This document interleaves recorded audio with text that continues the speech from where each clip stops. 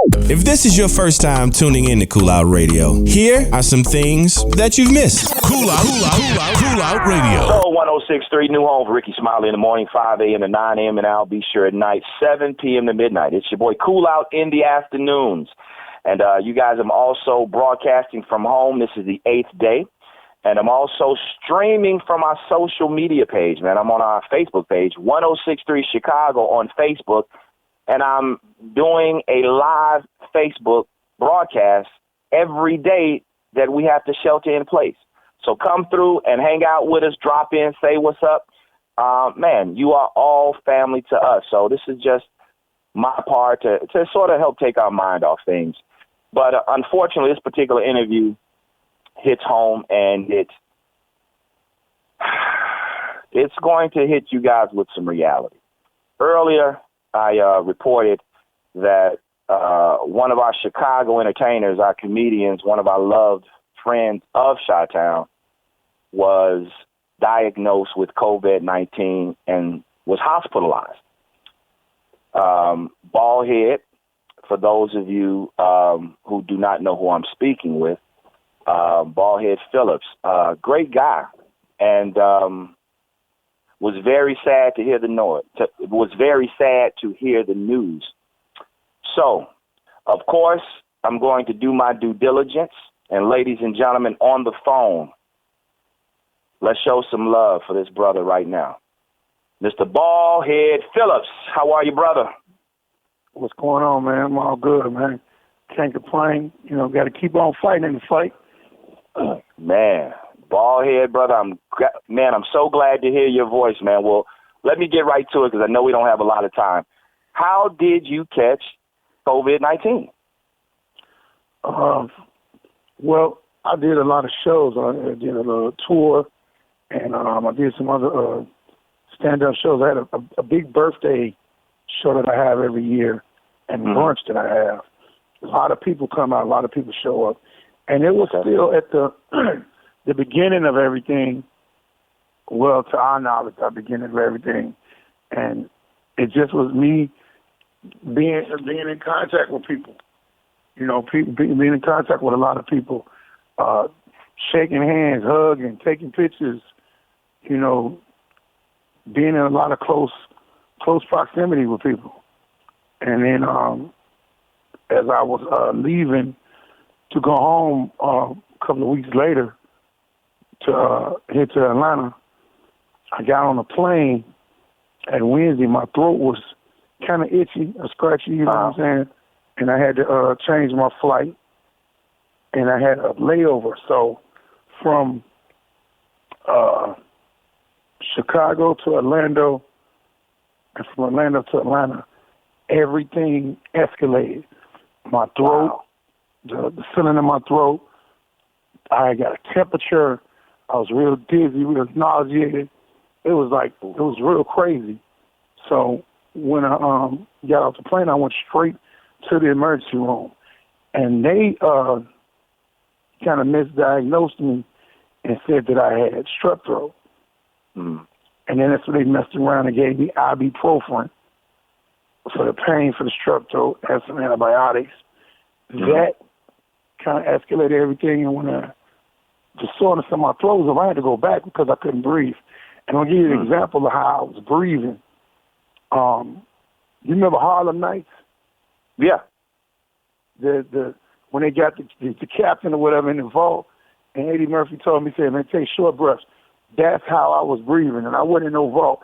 That was my walking around every day, and I couldn't talk because, you know, a lot of people don't understand because you take for granted a lot of stuff.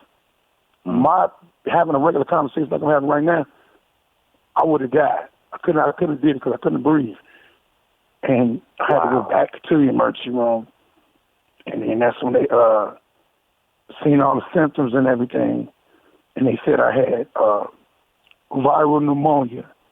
And with the symptoms of the viral pneumonia, that's what made them test me for the COVID-19. And I say 4 days later, that's when they came back. But I was still in the hospital. 4 days later, they came back and told me that I had COVID-19. Positive, that's positive. Wow. Baldhead, I know this has to be sort of like, man, just eye-opening for you. But what can you tell our listeners to make it eye-opening for them, for those who may not take it serious, man? Well, I'm like this. Everybody that knows me, they know I'm always straightforward and real. Mm-hmm. This ain't nothing to play with, man. For all of y'all who don't believe, don't end up on the end of this like I am to make you believe, because some people ain't coming home. Some people ain't blessed to come home. I'm at home now. I'm on oxygen. You know what I'm saying? I'm on a low level of oxygen. I'm trying to weed myself off of it. However the case may be, this is not just no crazy conspiracy or nothing like that. Let's say that if it is a conspiracy, it's out here. It's real. This is what we got to deal with. And the only way you can deal with it, the only way you cannot catch it, is if you stay home. Get the social distancing. Do what you got to do. Understand that, some people need people to talk to. You don't need people to survive. You need food, you need water, and the right type of stuff to survive. People ain't in. Give everybody some space right now.